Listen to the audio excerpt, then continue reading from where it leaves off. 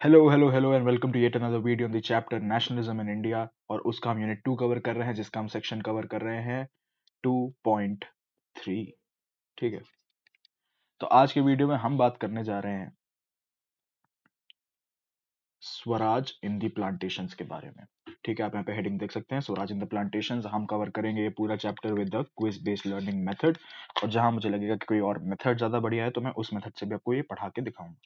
ठीक है, सबसे पहला सवाल क्या है कि what was workers understanding of Swaraj under NCM. देखिए, हमने क्या जाना कि एनसीएम के अंडर जितने भी ग्रुप्स थे, जितने भी सोशल ग्रुप्स थे, हाई हाई क्लास या लो क्लास या रिच या अपर क्लास या जो भी, सबके लिए इंडिपेंडेंस यानी स्वराज का मतलब जो था वो डिफरेंट था।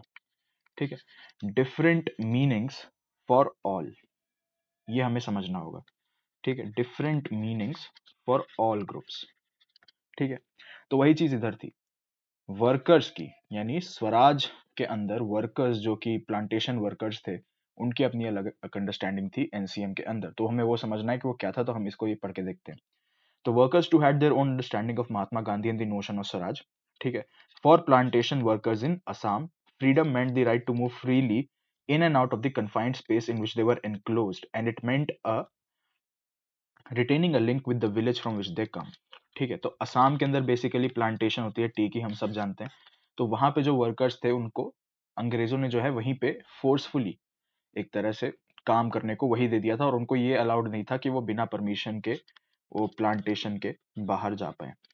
ठीक है, तो उनको क्या था कि उनको ये मूवमेंट चाहिए थी, फ्री मूवमेंट चाहिए थी। ठीक है, कन्फाइंड स्पेस की। और दूसरी चीज, वो अपने कल्चर से जुड़े रहना चाहते थे। ठीक है, अपने विलेज से एक कनेक्शन जो है, एक लिंक जो है वो मेंटेन करके रखना चाहते थे। कौन से एक्ट ने उनको इस चीज को, मतलब अंग्रेजों ने कौन से एक्ट के थ्रू किया था, तो वो किया था इनलैंड एमिग्रेशन एक्ट ऑफ 1859। ठीक है, plantation workers were not permitted to leave the gardens without permission, and in fact they were rarely given such permission. जो कि मैंने बताया कि उनको परमिशन जो थी वो नहीं मिलती थी, और वो बाहर भी नहीं जा सकते थे बिना परमिशन के। When they heard of the non-cooperation movement, thousands of workers defied the authorities, left the plantations and headed home। जैसे ही एनसीएम शुरू हुआ तो बहुत से लोगों ने क्या किया कि बोला कि अरे भाड़ में गई अंग्रेज सरकार, हम जो है छोड़ के जा रहे हैं। ठीक है, और घर की तरफ निकल गए। उनको क्या लगा कि गांधी राज अब आ रहा है, तो अब सबको जो है वो अपने अपनी गांव के अंदर जमीन मिलेगी, ओन लैंड इन विलेजेस। ठीक है, सबको यही लगा।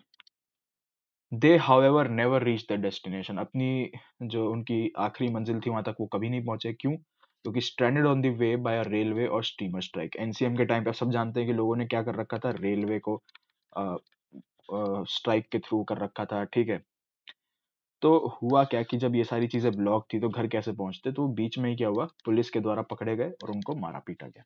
ये था आपके लिए अंडरस्टैंडिंग ऑफ स्वराज। अब what were the expectations of people with Swaraj, I their vision, उनका विजन क्या था। The vision of these movements were not defined by Congress programme. हमें ये समझना है कि जो विजन है स्वराज का, वो कांग्रेस ने नहीं डिसाइड किया कि भाई स्वराज का विजन जो है हमारा होगा या कैसे होगा, क्या होगा स्वराज के अंदर, नहीं। ठीक है, कांग्रेस बस एक पॉलिटिकल मूवमेंट चला रही थी जिसके थ्रू स्वराज हमें मिलेगा। ठीक है, तो जितने भी सोशल ग्रुप्स हमने डिस्कस किए इस यूनिट में, तो they interpreted the term Swaraj in their own ways, imagining it to be a time when all suffering. तो लोगों के लिए क्या था कि जो भी उनकी सफरिंग है, ठीक है, वो सब खत्म हो जाएगी। ठीक है, और all troubles would be over। Yet when the tribals chanted Gandhiji's name and raised slogans demanding स्वतंत्र Bharat, they were also emotionally relating to an all India agitation।